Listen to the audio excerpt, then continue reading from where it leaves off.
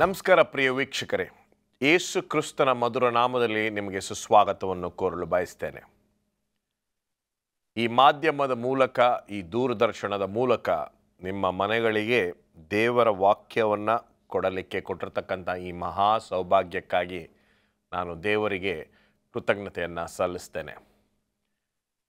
ಈ ಒಂದು ದಿನದಲ್ಲಿ ಆಧುನಿಕ ಲೋಕದಲ್ಲಿ ಅನೇಕ ಮನೋರಂಜನೆ ಕಾರ್ಯಕ್ರಮಗಳು ನಮ್ಮ ಕೈಗಳಲ್ಲಿ ಬರುತ್ತೆ ಸೆಲ್ ಫೋನ್ ಮೂಲಕ. ಅದೇ ರೀತಿಯಾಗಿ ಬಹಳಷ್ಟು ಚಾನೆಲ್ಗಳಿವೆ. ಆದರೆ ಅದನ್ನೆಲ್ಲ ಬಿಟ್ಟು ದೇವರ ವಾಕ್ಯವನ್ನು ಕೇಳಬೇಕು ಎಂದು ನಿರ್ಧಾರ ಮಾಡಿರ್ತಕ್ಕಂಥ ನಿಮ್ಮನ್ನು ನಾನು ಈ ಸಂದರ್ಭದಲ್ಲಿ ದೇವರಲ್ಲಿ ಬೇಡಿಕೊಳ್ಳುತ್ತೇನೆ. ನಿಮಗೆ ಒಂದು ವಿಶೇಷವಾಗಿರ್ತಕ್ಕಂಥ ಆಶೀರ್ವಾದವನ್ನು ದೇವರು ಕೊಡಲಿ ಅಂತ ನಾನು ದೇವರಲ್ಲಿ ಬೇಡ್ಕೊಳ್ತೀನಿ. ಆದಿಯಲ್ಲಿ ವಾಕ್ಯವಿತ್ತು, ಆ ವಾಕ್ಯವು ದೇವರ ಬಳಿಯಲ್ಲಿತ್ತು, ಆ ವಾಕ್ಯವು ದೇವರಾಗಿತ್ತು ಎಂಬತಕ್ಕಂಥದ್ದು ನಮ್ಮೆಲ್ಲರಿಗೂ ಗೊತ್ತಿದೆ. ಆದರೂ ಸಹ ನಾವು ಸೆಲ್ ಫೋನ್ನಲ್ಲಿ, ದೂರದರ್ಶನದಲ್ಲಿ ಸಮಯವನ್ನು ವ್ಯರ್ಥ ಮಾಡ್ತೀವಿ. ಆದರೆ ದೇವರ ವಾಕ್ಯವನ್ನು ಕೇಳಲಿಕ್ಕೆ ನಾವು ಅದನ್ನು ಉಪಯೋಗಿಸಿದ್ರೆ ಖಂಡಿತವಾಗ್ಲೂ ನಮಗೆ ಆಶೀರ್ವಾದ, ಅದರಲ್ಲೂ ವಿಶೇಷವಾಗಿರ್ತಕ್ಕಂಥ ಆಶೀರ್ವಾದ ಇದೆ ಎಂಬತಕ್ಕಂಥ ವಿಷಯವನ್ನು ಮರಿಬೇಡಿ. ಅದರಲ್ಲೂ ಇನ್ನೊಂದು ಮುಖ್ಯವಾಗಿರ್ತಕ್ಕಂಥ ಅಂಶ, 2020ರಲ್ಲಿ ದೇವರು ನಮ್ಮನ್ನು ಅದ್ಭುತ ರೀತಿಯಲ್ಲಿ ನಡೆಸ್ತಾ ಲಕ್ಷಾಂತರ ಜನರು ಇಡೀ ಲೋಕದಲ್ಲಿ ಮಣ್ಣಿಗೆ ಮಣ್ಣಾಗಿ ಹೋಗಿದ್ದಾರೆ. ಆದರೆ ದೇವರು ಅದ್ಭುತ ಸ್ವರೂಪನು ತನ್ನ ಕೃಪೆಯಿಂದ, ತನ್ನ ಕೃಪಾ ಕಟಾಕ್ಷದಿಂದ ನಮ್ಮನ್ನು ಕಾಪಾಡಿದ್ದಾನೆ. ನಮ್ಮ ಹತ್ರ ಅವರು ದೇವರು ಕೇಳ್ತಾರೆ, ಇಷ್ಟೇ, ನನ್ನ ಜೊತೆ ಸ್ವಲ್ಪ ಸಮಯವನ್ನು ಕಳೆ, ಸ್ವಲ್ಪ ಹೊತ್ತು ನನ್ನ ಜೊತೆ ಮಾತನಾಡು ಎಂದು ದೇವರು ಹೇಳ್ತಾ ಇದ್ದಾನೆ. ಬನ್ನಿ, ದೇವರ ಜೊತೆ ನಾವು ಒಡನಾಟವನ್ನು ಮಾಡೋಣ, ದೇವರ ವಾಕ್ಯವನ್ನು ಕೇಳೋಣ. ವಾಕ್ಯಕ್ಕೆ ನಾವು ಹೋಗುವ ಮುನ್ನ ಕಣ್ಗಳನ್ನು ಮುಚ್ಚಿ ಪ್ರಾರ್ಥನೆಯನ್ನು ಮಾಡೋಣ. ಭೂಮಿ ಆಕಾಶಗಳ ಒಡೆಯನಾಗಿರ್ತಕ್ಕಂಥ ನಮ್ಮ ಪರಮ ತಂದೆಯೇ, ಪ್ರಭುವೇ, ನಿನ್ನ ವಾಕ್ಯದಿಂದ ನಮ್ಮ ಜೀವನಕ್ಕೆ ಬೆಳಕು ಬಂದಿದೆ ಎಂಬತಕ್ಕಂಥ ವಿಷಯವನ್ನು ನಮಗೆ ಅರ್ಥ ಮಾಡಿಸಿಕೊಟ್ಟಿದ್ದಕ್ಕಾಗಿ ಅನಂತ ಸ್ತೋತ್ರ. ಈ ಸಂದರ್ಭದಲ್ಲಿ ಬರಲಿಕ್ಕಿರ್ತಕ್ಕಂಥ ಒಂದು ವಾಕ್ಯವು, ಸಂದೇಶವು ನಮ್ಮ ಆಲೋಚನೆಗಳನ್ನು ಬದಲಾಯಿಸ್ತಕ್ಕಂಥ ಸಂದೇಶವಾಗಿ ಈ ಸಂದೇಶವನ್ನು ನೀನು ಬದಲಾಯಿಸು. ನನ್ನನ್ನು, ನನ್ನ ಪಾಪದ ಆಲೋಚನೆಗಳನ್ನು, ನನ್ನ ಪಾಪವನ್ನು ನೀನು ಬದಿಗಿಟ್ಟು ಪವಿತ್ರಾತ್ಮನ ಶಕ್ತಿಯಿಂದ ನಮ್ಮ ಈ ಕಾರ್ಯಕ್ರಮವನ್ನು ನೀನು ತುಂಬಿಸಿ, ಇಲ್ಲಿ ಬರಲಿಕ್ಕಿರ್ತಕ್ಕಂಥ ಒಂದೊಂದು ವಾಕ್ಯವು ನಿನ್ನ ಸಿಂಹಾಸನದಿಂದ ಬರುವಂಥ ವಾಕ್ಯವಾಗಿ ನೀನು ಬದಲಾಯಿಸಿಕೊಟ್ಟು ಈ ಸಂದೇಶವು ನನಗೆ ಒಳ್ಳೆಯದು ಎಂಬತಕ್ಕಂಥ ರೀತಿಯಲ್ಲಿ ನಮ್ಮ ಪ್ರಿಯ ವೀಕ್ಷಕರನ್ನು ನೀನು ಆಶೀರ್ವದಿಸಿ ಬಲಪಡಿಸಿ ಈ ಕಾರ್ಯಕ್ರಮದ ಮೂಲಕ ನೀನೊಬ್ಬನೇ ಮಹಿಮೆ ಹೊಂದಬೇಕೆಂದು ಯೇಸು ಕ್ರಿಸ್ತನ ದಿವ್ಯನಾಮದಲ್ಲಿ ಆಶೀರ್ವಾದವನ್ನು ಬೇಡಿ ಹೊಂದಿದ್ದೇವೆ ನಮ್ಮ ತಂದೆಯೇ, ಆಮೇನ್.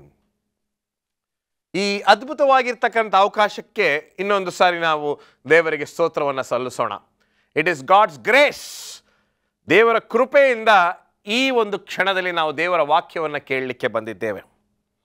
ಬಹಳ ವರ್ಷಗಳ ಹಿಂದೆ ನಮ್ಮ ತಿರುಪತಿಗೆ ಹೋಗಲಿಕ್ಕೆ ಒಂದು ಅವಕಾಶ ಸಿಕ್ತು ನನಗೆ.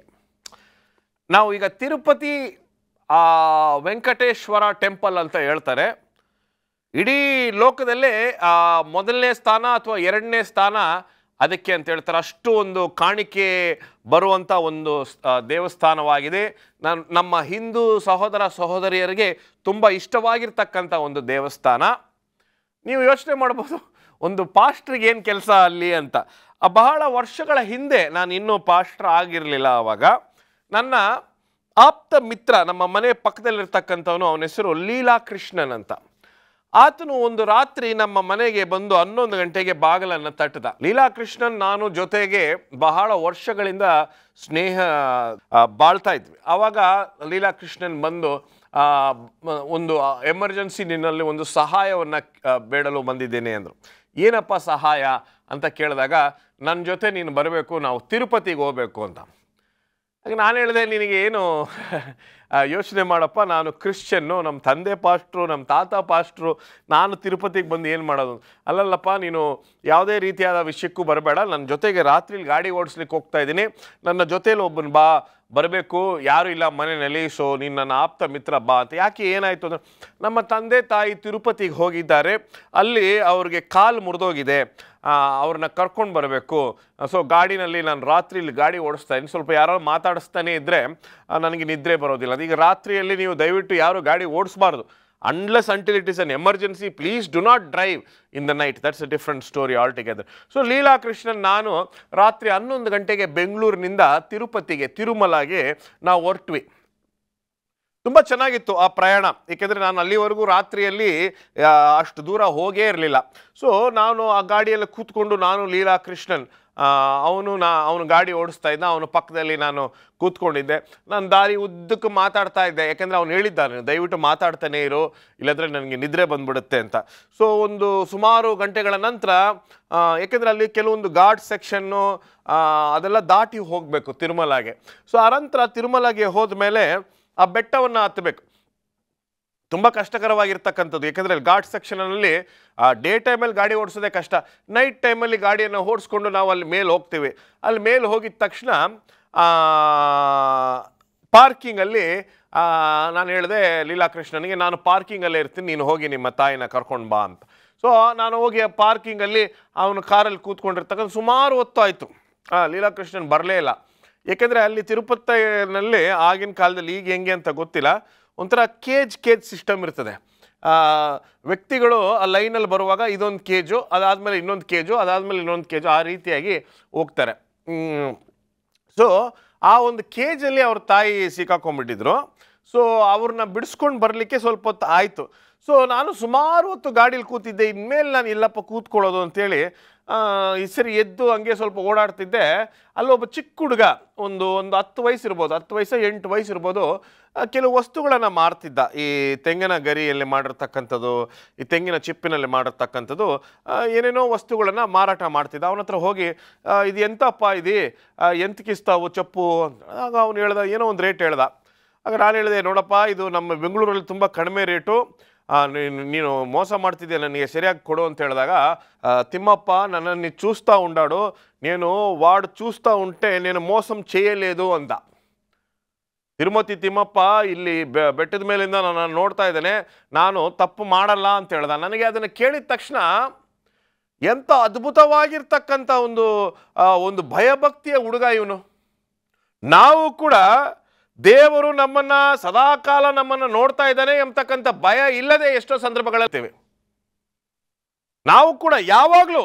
ಆದರೆ ಇಲ್ಲಿ ಆ ಹುಡುಗ ನನಗೆ, ನಾನು ಎದುರು ನೋಡದೇ ಇರತಕ್ಕಂಥ ರೀತಿಯಲ್ಲಿ ದೇವರು ಆ ಹುಡುಗನ ಮೂಲಕ ದೇವರು ನಿನ್ನನ್ನು ನೋಡ್ತಾ ಇದ್ದಾರೆ. God is watching you always. Be careful about what you talk, what you do. The most powerful sermon came to me by a small 8-year-old boy on a Tirupati, one of the holiest places for Hindu brethren. ವಿಮೋಚನ ಕಾಂಡ 3ನೇ ಅಧ್ಯಾಯ 1ರಿಂದ 5ಕ್ಕೆ ನಮ್ಮ ಗಮನವನ್ನು ಹರಿಸೋಣ. ವಿಮೋಚನ ಕಾಂಡ. ಇಲ್ಲಿ ಮೋಶೆ ತನ್ನ ಮಾವನ ಕುರಿಗಳನ್ನು ಮೇಯಿಸ್ತಾ ಇರ್ತಕ್ಕಂಥ ಸಮಯದಲ್ಲಿ, ನಮ್ಮೆಲ್ರಿಗೂ ಗೊತ್ತಿರುವ ಹಾಗೆ ಆತನ ಮಾವನ ಹೆಸರು ಏನಂತೀರಾ? ಕರೆಕ್ಟ್, ಜೆತ್ರೋ. ಆ ಒಂದು ಸ್ಥಳದಲ್ಲಿ ಅವರು ಕುರಿಗಳನ್ನು ಮೇಯಿಸ್ತಾ ಇರ್ತಕ್ಕಂಥ ಸಮಯದಲ್ಲಿ ಒಂದು ದೇವದೂತ ಬಂದು ಒಂದು ದೊಡ್ಡ ಗಿಡ ಇರ್ತಕ್ಕಂಥ, ಹಸಿರು ಗಿಡ ಇರ್ತಕ್ಕಂಥ ಪ್ರದೇಶದಲ್ಲಿ ಬೆಂಕಿಯೋಪಾದಿಯಲ್ಲಿ ಬರುವುದನ್ನು ನೋಡ್ತಾನೆ ಅವನು. ಇಲ್ಲಿ ನೀವು ಒಂದು ವಿಷಯ ಚೆನ್ನಾಗಿ ಅರ್ಥ ಮಾಡ್ಕೋಬೇಕು. ಕುರಿ ಮೇಯಿಸ್ತಾ ಇರ್ತಕ್ಕಂಥವನು ಆ ಒಂದು ಸ್ಥಳಕ್ಕೆ ಅವನು ಹೋಗುವಂಥ ಸಮಯದಲ್ಲಿ ಸೀನಾಯಿ ಬೆಟ್ಟದ ಪ್ರಕಾರ ಹತ್ರ ಇರುವಂಥ ಆ ಸ್ಥಳದಲ್ಲಿ ಇದು ನಡೆದಂಥ ಘಟನೆ. ಸೀನಾಯಿ ಬೆಟ್ಟಕ್ಕೆ ಇನ್ನೊಂದು ಸ್ಥಳ ಇದೆ, ಇನ್ನೊಂದು ಹೆಸರಿದೆ. It is also called the mountain of God. ದೇವರ ಒಂದು ಪರ್ವತ ಅಥವಾ ಬೆಟ್ಟ ಅಂತ ಕರೀತಾರೆ. ಅಲ್ಲಿ ಈ ಒಂದು ಘಟನೆ ನಡೀತದೆ. ಮೋಶೆ ಅಲ್ಲಿ ಬರುವಂಥ ಸಂದರ್ಭದಲ್ಲಿ ಒಂದು ಹಸಿರಾಗಿರ್ತಕ್ಕಂಥ ಗಿಡ ಪೊದೆಯಲ್ಲಿ ಒಂದು ಬೆಂಕಿ. ಮೋಶೆ ಅದನ್ನು ನೋಡಿದಾಗ ಆ ಹಸಿರಾಗಿರ್ತಕ್ಕಂಥ ಆ ಗಿಡಗಳಲ್ಲಿ ಬೆಂಕಿ, ಹಸಿರು ಎಲೆಗಳಿರ್ತಕ್ಕಂಥ ಒಂದು ಗಿಡವು ಯಾವ ರೀತಿ ಅದು ಬೆಂಕಿ ಬಂದಿದೆ ಅಂತ ಅದನ್ನು ತುಂಬ ಸೂಕ್ಷ್ಮತೆಯಿಂದ ಅವನು ನೋಡುವಾಗ, ಅಲ್ಲಿಂದ ಸ್ವಲ್ಪ ಹತ್ರ ಹೋಗೋಣ ಅಂತ ನಿರ್ಧಾರ ಮಾಡಿ ಹತ್ರ ಬರ್ತಾನೆ. ಹತ್ರ ಬಂದು 4ನೇ ವಚನ, 4ನೇ ಅಧ್ಯಾಯ 3ನೇ ಅಧ್ಯಾಯ 4ನೇ ವಚನ ನೋಡುವುದಕ್ಕೆ ಅವನು ದಾರಿ ಬಿಟ್ಟಿದ್ದನು. ಯೆಹೋವನು ಕಂಡನು. ದೇವರು ಆ ಪೊದೆಯೊಳಗಿಂದ ಮೋಶೆ ಮೋಶೆ ಎಂದು ಕರೆದನು. ಆ ಒಂದು ಹಸಿರು ಪೊದೆಯೊಳಗಿಂದ ದೇವರು ಮೋಶೆಯನ್ನ ಮೋಶೆ ಮೋಶೆ ಎಂದು ಮೊದಲನೇ ಸಾರಿ ಮೋಶೆಯನ್ನ ಕರೀತಾರೆ ಅಂತ ನಾವು ನೋಡ್ತೇವೆ. ಅದಕ್ಕೆ ಇಗೋ ಇದ್ದೇನೆ ಅಂದನು ಮೋಶೆ. ಈಗ ಸಮುವೇಲನು ಕೂಡ ಈ ರೀತಿಯಾಗಿ ಇಲ್ಲಿ ದೇವರೇ ನೇರವಾಗಿ ಬಂದು ಮೋಶೆ ಮೋಶೆ ಎಂದು ಕರೆದರು. ಅದಕ್ಕೆ ಮೋಶೆ ತಟ್ಟನೆ ಇಗೋ ಇದ್ದೇನೆ ಸ್ವಾಮಿ ಎಂದು ಹೇಳಿದ್ದನು ಅಂತ ನಾವು ನೋಡ್ತೀವಿ. ದೇವರು ಅವನಿಗೆ ನೀನು ಹತ್ತಿರ ಬರಬೇಡ. Listen to this very carefully. ನೀನು ಹತ್ತಿರ ಬರಬೇಡ, ನಿನ್ನ ಕಾಲಿನ ಕೆರೆಗಳನ್ನು ತೆಗೆದುಹಾಕು, ನೀನು ನಿಂತಿರುವ ಸ್ಥಳವು ಪರಿಶುದ್ಧವಾದ ಭೂಮಿ ಎಂದು ಹೇಳಿದನು. ಇಂಗ್ಲಿಷಲ್ಲಿ ಒಂದ್ಸರಿ ಓದ್ತೀನಿ ಕೇಳಿ. Then he said, do not come near, take your sandals off your feet, for the place on which you are standing is holy ground. ತುಂಬ ಚೆನ್ನಾಗಿ ಮೋಶೆಗೆ ದೇವರು ಮೊದಲನೇ ಪಾಠವನ್ನು ಹೇಳ್ಕೊಡ್ತಾರೆ ಟ್ರೈನಿಂಗಲ್ಲಿ. ಡಿಸೈಪಲ್ಶಿಪ್ ಅಥವಾ ಫಾಲೋಯಿಂಗ್, ನನ್ನ ಹಿಂದೆ ಬಂದು ನೀನು ಶಿಷ್ಯನಾಗಿರಬೇಕಾದ್ರೆ ಮೊದಲನೇದಾಗಿ ನೀನು ಒಂದು ಅರ್ಥ ಮಾಡ್ಕೋಬೇಕು, ನೀನು ಮಾಡುವಂಥ ಕೆಲಸ, ನೀವು ನಿಂತ್ಕೊಳ್ಳುವಂತಕ್ಕಂಥ ಕೆಲಸ, ನೀನು ಕೆಲಸಕ್ಕೆ ಸೇರುವಂಥ ಕೆಲಸ ಒಂದು ಪರಿಶುದ್ಧವಾಗಿರ್ತಕ್ಕಂಥ ಕೆಲಸ. It is a very holy calling. ನಿನ್ನ ಕೆರೆಗಳನ್ನು, ನಿನ್ನ ಚಪ್ಪಲಿಯನ್ನು ತೆಗೆದಾಕು. Remove your footwear because you are standing on the holy ground. ಒಂದು ವಿಷಯ ನೀವು ಚೆನ್ನಾಗಿ ಅರ್ಥ ಮಾಡ್ಕೋಬೇಕು. ಮೋಶೆ ಯಾವ ಒಂದು ಪರಿಸ್ಥಿತಿ ಅಥವಾ ಯಾವ ಒಂದು ಸಂದರ್ಭದಲ್ಲಿ ಬೆಳೆದಿದ್ದಾನೆ ಅಂತ ಹೇಳಿದ್ರೆ, ಪ್ಯಾಟ್ರಿಯಾಕ್ಸ್ ಅಂಡ್ ಪ್ರಾಫಿಟ್ಸ್ ಪುಟ 248 ಅಲ್ಲಿ ಈ ರೀತಿಯಾಗಿ ಹೇಳುತ್ತೆ, he had seen the Splendor of the temples of Egypt. ಐಗುಪ್ತ ದೇಶದಲ್ಲಿ ಇದ್ದಂಥ ವೈಭವಗಳನ್ನು ಅವನು ನೋಡಿರ್ತಕ್ಕಂಥವನು. ಸೊ ಈಗ ಕುರಿ ಮೇಯಿಸ್ಕೊಂಡು ಆ ಪೊದೆ ಒಳಗಿದ್ದಂಥ ಬೆಂಕಿಯನ್ನು ಅವನು ನೋಡುವಾಗ ದೇವರು ಈ ರೀತಿಯಾಗಿ ಮಾತಾಡಿರ್ತಕ್ಕಂಥದ್ದನ್ನು ನೋಡ್ತೇವೆ. ಇಲ್ಲಿ ಯೆಹೋಶುವ 5:15 ಅಥವಾ ಈ ವಿಮೋಚನಾ ಕಾಂಡ 3:5 ಇರ್ಬೋದು, 2 ಸಾರಿ ದೇವರು ಮಾತನಾಡೋದನ್ನು ನೋಡ್ತೇವೆ. We need to understand one thing. ಒಂದು ವಿಷಯ ಚೆನ್ನಾಗಿ ಅರ್ಥ ಮಾಡ್ಕೋಬೇಕು. ಕೆಲವೊಂದು ಸಭೆಗಳಲ್ಲಿ ಚರ್ಚ್ ಹೊರಗಡೆ ಚಪ್ಪಲಿಯನ್ನು ಬಿಟ್ಟು ಹೋಗ್ತಕ್ಕಂಥ ಅಭ್ಯಾಸ ಇರ್ತದೆ. ಕೆಲವೊಂದು ಸಭೆಗಳಲ್ಲಿ ಚರ್ಚ್ ಚಪ್ಪಲಿಗಳನ್ನು ಹಾಕ್ಕೊಂಡು ಸಭೆ ಒಳಗಡೆ ಹೋಗ್ತಾರೆ. ದೇವಸ್ಥಾನಗಳಲ್ಲಿ ಚಪ್ಪಲಿಗಳನ್ನು ಹೊರಗೆ ಬಿಟ್ಟು ಹೋಗ್ತಾರೆ. ಮಾಸ್ಕಲ್ಲಿ ಚಪ್ಪಲಿಗಳನ್ನು ಹೊರಗೆ ಬಿಟ್ಟು ಹೋಗ್ತಾರೆ. ಅವರವರ ದೇವರ ಮೇಲೆ ಇರ್ತಕ್ಕಂಥ ಅವರ ಮರ್ಯಾದೆ ಅದು. ಚಪ್ಪಲಿ ಬಂದು ಕೊಳೆ ಆಗಿರ್ತದೆ, 4 ಸ್ಥಳಕ್ಕೆ ಹೋಗ್ತಕ್ಕಂಥದ್ದು, ಅದಕ್ಕೆ ಚಪ್ಪಲಿಯನ್ನು ಹೊರಗಡೆ ಬಿಟ್ಟು ಒಳಗಡೆ ಹೋಗ್ತಕ್ಕಂಥದ್ದು. ಇಲ್ಲಿ ಅಥವಾ ಚಪ್ಪಲಿ, ನಿನ್ನ ಕೆರೆಗಳನ್ನು ತೆಗೆದುಹಾಕು, ನೀನು ನಿಂತಿರುವ ಸ್ಥಳವು ಪರಿಶುದ್ಧವಾದ ಭೂಮಿ. Where you stand is a very holy land. Remove your sandals.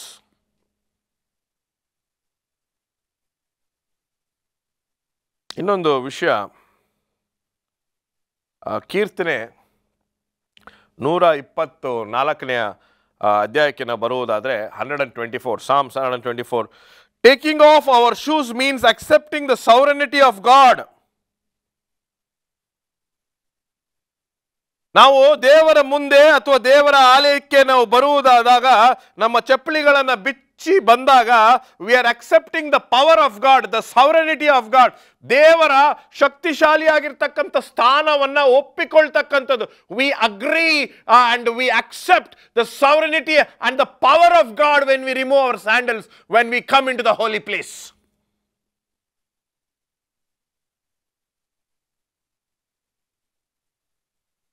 Take off your sandals. ನಿನ್ನ ಕೆರೆಗಳನ್ನು ತೆಗೆದಾಕು. ನಿಂತಿರ್ತಕ್ಕಂಥ ಸ್ಥಳವು ಪರಿಶುದ್ಧವಾಗಿರ್ತಕ್ಕಂಥ ಸ್ಥಳ. ಮೇರಿ ಮತ್ತು ಮರಿಯಾಳ ಒಂದು ವಿಷಯವನ್ನು ತೆಗೆದುಕೊಂಡಾಗ, ಒಬ್ಬಳು ಯೇಸು ಸ್ವಾಮಿಯ ಪಾದದಲ್ಲಿ ಕೂತ್ಕೊಂಡು ದೇವರ ವಾಕ್ಯವನ್ನು ಕೇಳ್ತಾ ಇದ್ದಾಳೆ. ಇನ್ನೊಬ್ಬಳು ಅಡಿಗೆ ಮಾಡ್ತಾ ಇದ್ದಾಳೆ. ನಾವು ಎಷ್ಟೋ ಸಂದರ್ಭಗಳಲ್ಲಿ ಈ ರೀತಿಯಾಗಿ ಯಾವುದು ಮುಖ್ಯ ಎಂಬತಕ್ಕಂಥ ವಿಷಯವನ್ನು ಅರ್ಥ ಮಾಡಿಕೊಳ್ಳದೆ ನಮ್ಮ ಜೀವನದಲ್ಲಿ ನಾವು ಇರ್ತೀವಿ. ಬಟ್ ದೇವರು ಇವತ್ತು ನಮಗೆ ಒಂದು ಪಾಠವನ್ನು ಕಲಿಸ್ತಾ ಇದ್ದಾನೆ. Remove your chappal when you come close to me. In other words, ನಿಮ್ಮ ದೇಹದಲ್ಲಿ ಇರ್ತಕ್ಕಂಥ ಕೊಳೆಗಳನ್ನ, ನಿಮ್ಮ ಮನಸ್ಸಿನಲ್ಲಿ ಇರ್ತಕ್ಕಂಥ ಎಲ್ಲ ಅಂಧಕಾರದ ಶಕ್ತಿಯ ಆಲೋಚನೆಗಳನ್ನ ಹೊರಗಿಟ್ಟು ದೂರವಿಟ್ಟು ಅನಂತರ ನನ್ನ ಹತ್ತಿರ ಬಾ. ಐ ಲೈಕ್ ಜಕ್ಕಾಯನ ಒಂದು ಕತೆ ನನಗೆ ತುಂಬ ಇಷ್ಟ. ಐ ಲೈಕ್ ಇಟ್, ತುಂಬ ಇಷ್ಟ ನನಗೆ. ಜಕ್ಕಾಯನು ಕೆಟ್ಟವನ ಏನು ಅಂತ ನನಗೆ ಗೊತ್ತಿಲ್ಲ, ಸತ್ಯವೇದದಲ್ಲಿ ಎಲ್ಲೂ ಬರ್ದಿಲ್ಲ. ಅಂದರೆ ನಾವೇ ಅವನ್ನ ಒಂಥರ ವಿಲನ್ ಮಾಡಿಬಿಟ್ಟಿದ್ದೀವಿ. ಒಂದು ಕತೆ ಹೇಳ್ತೀನಿ ಅಂತ ಶುರು ಮಾಡ್ತೀವಿ ಎಷ್ಟೋ ಸಂದರ್ಭಗಳಲ್ಲಿ. ಇದನ್ನು ಎಷ್ಟೋ ಪ್ರಸಂಗದಲ್ಲಿ ನಾನು ಹೇಳಿರ್ತೀನಿ. ಸತ್ಯವೇದದಲ್ಲಿ, ಈ ಇಡೀ ಸತ್ಯವೇದದಲ್ಲಿ ಎಲ್ಲೂ ಕತೆಗಳಿಲ್ಲ, ಸಾಮ್ಯಗಳಿವೆ. There are parables but there are no stories. ಈ ಫುಲ್ ಬೈಬಲ್ ಬಂದು ಏನಂತ ನೀವು ನೋಡಿದ್ರೆ ರಿಯಲ್ ಲೈಫ್ ಇನ್ಸಿಡೆಂಟ್ಸ್, ನಿಜವಾಗಿ ನಡೆದಿರ್ತಕ್ಕಂಥ ಘಟನೆಗಳನ್ನು ಈ ಸತ್ಯವೇದದಲ್ಲಿ ಬರೆದಿದ್ದಾರೆ. There is no stories. ಇಲ್ಲಿ ಯಾರು ಕಟ್ಟುಕತೆಗಳು ಬರ್ದಿಲ್ಲ. ಇಲ್ಲಿ it is not a mythological story here. ಇದು ನಿಜ ಘಟನೆ. It's all real life incidents happening here in the Bible. So ಜಕ್ಕಾಯನ್ ಅಂತ ಒಬ್ಬ ಇದ್ದ, ಅವನು ಸುಂಕದವನು. ಆತನಿಗೆ ಆ ಒಂದು ಸ್ಥಳದಲ್ಲಿ ಎರಿಕೋ ಪಟ್ಟಣದಲ್ಲಿ ಆತನು ಕೆಲಸ ಮಾಡ್ತಿದ್ದ. ಈ ಎರಿಕೋ ಪಟ್ಟಣದಲ್ಲಿ ಬಿಸ್ನೆಸ್ಗೋಸ್ಕರ ತುಂಬ ಜನ ಬರ್ತಾಯಿದ್ರು. ಅಲ್ಲಿ ಒಂದು ರೀತಿಯಾದ ಹುಲ್, ಈ ಸ್ವೆಟರ್ಗೆ ಹಾಕ್ತಕ್ಕಂಥ ಹುಲ್ಲು ತುಂಬ ಚೆನ್ನಾಗಿ ಮಾರಾಟ ಆಗ್ತಿತ್ತು. ಬ್ಲ್ಯಾಕ್ ಹುಲ್ ಅಂತ, ತುಂಬ ಕಾಸ್ಟ್ಲಿ ಅದು. ಅದನ್ನು ತಗೊಳ್ಳೋಕ್ಕೆ ಜನರು ಬರ್ತಾಯಿದ್ರು. ಸೊ ಅವರು ಒಳಗಡೆ ಬರುವಾಗ, ಎರಿಕೋನ ಒಳಗಡೆ ಬರುವಾಗ ಜಕ್ಕಾಯನ ನೋಡಿ ಅವ್ರು ಏನು ಮಾಡಬೇಕು, ಸ್ವಲ್ಪ ಟ್ಯಾಕ್ಸನ್ನು ಕಟ್ಟಬೇಕು, ಕಂದಾಯನ ಕಟ್ಟಿ ಆನಂತರ ಒಳಗೆ ಬರಬೇಕು. ಇಲ್ಲಿ ನೋಡ್ತೀವಿ, ಜಕ್ಕಾಯನಿಗೆ ಅರಿವಾಯಿತು ಒಂದು ವೇಳೆ ಎಲ್ಲೋ ಅವನು ತಪ್ಪು ಮಾಡಿರಬಹುದು ಅಂತೇಳಿ ಗುಂಪನ್ನು ಬಿಟ್ಟು, ಚಪ್ಪಲಿಯನ್ನು ಬಿಟ್ಟು, ತನ್ನ ಸ್ಥಾನವನ್ನು ಬಿಟ್ಟು, ಇಡೀ ಲೋಕವನ್ನು ಬಿಟ್ಟು ಮುಂದೆ ಹೋಗಿ ಒಂದು ಮರವನ್ನು ಹತ್ತುವುದನ್ನು ನೋಡ್ತೇವೆ. Zacchaeus leaves behind his footwear, leaves behind his people, leaves behind his position to come up in life. ನಾವು ಜೀವನದಲ್ಲಿ ದೇವರ ಸಂಘ, ದೇವರ ಜೊತೆಯಲ್ಲಿ ನಿಕಟವಾಗಿರ್ತಕ್ಕಂಥ ಸಂಬಂಧವನ್ನು ನಾವು ಬೆಳೆಸಬೇಕಾದ್ರೆ ಮೊದಲನೇದಾಗಿ ನಮ್ಮ ಸ್ಥಾನವನ್ನು ಬಿಟ್ಟು ಬರಬೇಕು. We have to leave our position when we need to have a close relationship with God. ಎರಡನೇದಾಗಿ we have to leave behind our families, leave behind our people, what people will say and all the crowd behind when we come to God. ಮೂರನೇದು, we have to remove our footwear, ನಮ್ಮ ಕೆರೆಗಳನ್ನು ಅಥವಾ ನಮ್ಮ ಚಪ್ಪಲಿಯನ್ನು ಮತ್ತು ಅಥವಾ ಅದನ್ನು ಇನ್ನೊಂದು ರೀತಿಯಾಗಿ ತೆಗೆದುಕೊಂಡು ನಮ್ಮ ಮನಸ್ಸಿನಲ್ಲಿರ್ತಕ್ಕಂಥ ಎಲ್ಲ ಕಲ್ಮಶಗಳನ್ನು ಕೆಳಗೆ ಬಿಟ್ಟು ಮರವನ್ನು ಹತ್ತಬೇಕು. We need to leave all that down if we have to climb up in our relationship with God. The greatest want of the world is men who will not be bought or sold ಅಂತ ಹೇಳ್ತಾರೆ. ಲೋಕದಲ್ಲಿ ನಮಗೆ ತುಂಬ ಮುಖ್ಯವಾಗಿ ಬೇಕಾಗಿರ್ತಕ್ಕಂಥದ್ದು ವೈಟಮ್ನವ್ರು ಹೇಳ್ತಾರೆ, ಮನುಷ್ಯನು ಯಾವ ರೀತಿಯಾದ ಮನುಷ್ಯನು ಅಂದರೆ ಅವ್ರನ್ನ ಕೊಂಡ್ಕೊಳ್ಳೋಕ್ಕಾಗಲ್ಲ, ಅವ್ರನ್ನ ಮಾರಾಟ ಮಾಡೋಕ್ಕಾಗಲ್ಲ. ಪೇಟ್ರಿಯಾಕ್ಸ್ ಅಂಡ್ ಪ್ರಾಫಿಟ್ಸ್ ಎಂಬತಕ್ಕಂಥ ಪುಸ್ತಕದಲ್ಲಿ 350ನೇ ಪುಟದಲ್ಲಿ, leave all your defilement before you approach the presence of god.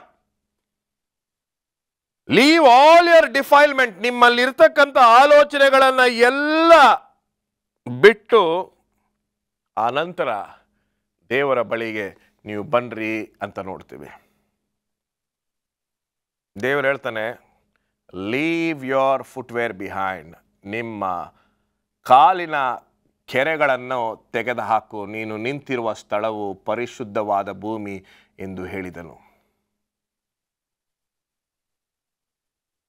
ಆಮೇಲೆ ಇದರಲ್ಲಿ ತುಂಬ ಮುಖ್ಯವಾಗಿ ನಾನು ನಿನ್ನ ತಂದೆಯ ದೇವರು.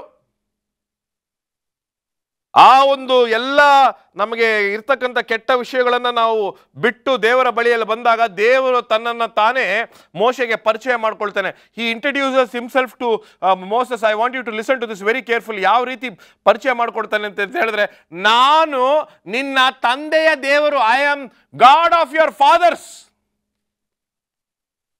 ಅಬ್ರಾಹ್ಮನ ದೇವರು, ಈಸಾಕನ ದೇವರು, ಯಾಕೋಬನ ದೇವರು ಅಂತ ಹೇಳ್ತಾನೆ. ಈಗ ಕೆಲವು ನಾವು ಯಾರಾದರೂ ನಮ್ಮ ಮನೆಗಳಿಗೆ ನಮ್ಮ ಅಪ್ಪ ಅಥವಾ ನಮ್ಮ ತಾತನ ಫ್ರೆಂಡ್ಸ್ ಬಂದಾಗ ಏನಂತಾರೆ, ತಮ್ಮ ನೀನು ತುಂಬ ಚಿಕ್ಕ ಹುಡುಗ, ನಾನು ನಿಮ್ಮ ಅಪ್ಪಂದು ಫ್ರೆಂಡು, ನಾನು ನಿಮ್ಮ ಅಪ್ಪ ಸ್ಕೂಲಲ್ಲಿ ಕೆಲಸ ಮಾಡಿದ್ವಿ. ಯಾವ ರೀತಿ ಪರಿಚಯ ಮಾಡಿಕೊಡ್ತಾರೆ ದೇವರು ನೋಡಿ. I am your God of your fathers, Jacob, Isaac and Abraham. I want you to know the power of me. Remove your sandals. ನಿನ್ನ ಕೆರೆಗಳನ್ನು ಬಿಟ್ಟು ನೀನು ಹಾಕೊಂಡಿರ್ತಕ್ಕಂಥ ಮೆಟ್ಟಿರ್ತಕ್ಕಂಥ ಕೆರವನ್ನು ನೀನು ಬಿಸಾಕಿ ಬಾ. ನನ್ನ ಪಕ್ಕದಲ್ಲಿ ನೀನು ನಿಂತಿರ್ತಕ್ಕಂಥ ಸ್ಥಳವು ಒಂದು ಪವಿತ್ರವಾಗಿರ್ತಕ್ಕಂಥ ಸ್ಥಳ. The land that you're standing is holy. ಯೇಸು ಕ್ರಿಸ್ತನನ್ನ ಸ್ವಂತ ರಕ್ಷಕನಾಗಿ ನಾವು ಅಂಗೀಕರಿಸಿದ ಮೇಲೆ, ದೀಕ್ಷೆಯನ್ನು ಪಡೆದ ಮೇಲೆ, ಸಭೆಗೆ ಸದಸ್ಯರಾದ ಮೇಲೆ, ಸಭೆಗೆ ಹಿರಿಕರಾದ ಮೇಲೆ, ಸಭೆಯಲ್ಲಿ ಬೋಧಕರಾದ ಮೇಲೆ, ಸಭೆಯಲ್ಲಿ ನಾಯಕರಾದ ಮೇಲೆ, ಸಭೆಯಲ್ಲಿ ಕಾಣಿಕೆಯನ್ನು ತೆಗೆದುಕೊಳ್ತಕ್ಕಂಥ ಕೆಲಸದಾಗಿರಲಿ, ಯಾವುದೇ ಆಗಿರಲಿ, ಸಭೆ ಮತ್ತು ದೇವರ ಒಂದು ಕೆಲಸಕ್ಕೆ ನಾವು ಕಾಲಿಟ್ಟಾಗ ನಮ್ಮ ಎಲ್ಲ ಕಲ್ಮಿಷಿತವಾಗಿರ್ತಕ್ಕಂಥ ನಮ್ಮ ಆಲೋಚನೆಗಳನ್ನು ತೆಗೆದುಹಾಕಬೇಕು. We have to remove our footwear when we come in to the work of the Lord. ಅಲ್ಲಿಗೆ ಹೋಗ್ತಾ ಇದ್ವಿ ನಾವು ಇದಕ್ಕೆ ಮುಂಚೆ, ಅದನ್ನು ಮಾಡ್ತಾ ಇದೀವಿ ಇದಕ್ಕೆ ಮುಂಚೆ. Things I used to do, I do them no more. Things I used to see, I see them no more ಅಂತ ರಾಗ ಹಾಡ್ತೀವಿ. ನಾವು ಹೋಗ್ತಾ ಇದ್ದಂಥ ಸ್ಥಳಕ್ಕೆ ಇನ್ಮೇಲೆ ಹೋಗೋದಿಲ್ಲ. ನಾನು ನೋಡ್ತಾ ಇರ್ತಕ್ಕಂಥ ವಿಚಾರವನ್ನು ನಾನು ಇನ್ನೊಂದು ಸರಿ ನೋಡೋದಿಲ್ಲ ಅನ್ನೋ ರೀತಿಯಲ್ಲಿ ನಾವು ಯಾವಾಗಲೂ ಯೋಚನೆ ಮಾಡಬೇಕು. God is telling, remove your sandals if you have to come near me. ನಿನ್ನ ಕಾಲುಗಳಿರ್ತಕ್ಕಂಥ ಕೆರೆಗಳನ್ನು ತೆಗೆದುಹಾಕು. ವೈಟಮ್ನವ್ರು ತುಂಬ ಜನ, leave all your defilement before you approach God. ಈ ಸಮಯದಲ್ಲಿ ದೇವರು ನಮಗೆ ಹೇಳ್ತಾ ಇರ್ತಕ್ಕಂಥ, ನೋಬಡಿ ಇಸ್ ಪರ್ಫೆಕ್ಟ್. ನಮ್ಮೆಲ್ರಿಗೂ ತೊಂದರೆ ಇದೆ. ನಾವು ಒಳ್ಳೆಯವರ ಕೆಟ್ಟವರ ಅಂತ ನಮಗಂತೂ ಗೊತ್ತಿಲ್ಲ. ನಾವು ಒಳ್ಳೆಯವರಂತ ನಾವು ಅಂದ್ಕೊಂಡಿದ್ದೀವಿ. ನಾವು ಒಳ್ಳೆಯವರ ಇಲ್ಲ ಅಂತ ಬರೀ ದೇವ್ರಿಗೆ ಮಾತ್ರ ಗೊತ್ತಿದೆ. ಆದರೆ ನಾವು ನಮ್ಮಲ್ಲಿರ್ತಕ್ಕಂಥ ಆ ಕೆಟ್ಟ ಹೃದಯವನ್ನು ದೇವರ ಕೈಯಲ್ಲಿ ಕೊಟ್ಟಾಗ ಅವರು ಶುದ್ಧೀಕರಣ ಮಾಡಿ ಹೊಸ ಅಂಗಿಯನ್ನು ದೇವರು ಕೊಡ್ತಾರೆ. ನೀತಿಯ ವಸ್ತ್ರವನ್ನು ಕೊಡಲಿಕ್ಕೆ ದೇವರು ಸಿದ್ಧರಾಗಿದ್ದಾರೆ. ಆದರೆ ನಾವು ನಮ್ಮ ಕೆರೆಗಳನ್ನು ಬಿಚ್ಚಲಿಕ್ಕೆ ನಾವು ಸಿದ್ಧರಾಗಿದ್ದೀವ? Are we prepared to leave back the dirty footwear that we are having is $1 million question. ದೇವರು ನಮ್ಮ ಹಳೆಯ ಎಲ್ಲ ಆಲೋಚನೆಗಳನ್ನು ಬಿಟ್ಟು ನೂತನವಾಗಿರ್ತಕ್ಕಂಥ ಆಲೋಚನೆಯೊಂದಿಗೆ ದೇವರ ಬಳಿಗೆ ಬರೋಣ. ಏಕೆಂದರೆ ದೇವರು ಆ ಒಂದು ಸ್ಥಳವು ಪವಿತ್ರವಾಗಿರ್ತಕ್ಕಂಥ ಸ್ಥಳ. ನಾವು ದೇವರ ಜೊತೆ ಸೇರೋಣ. ದೇವರು ನಿಮ್ಮನ್ನು ಆಶೀರ್ವದಿಸಲಿ.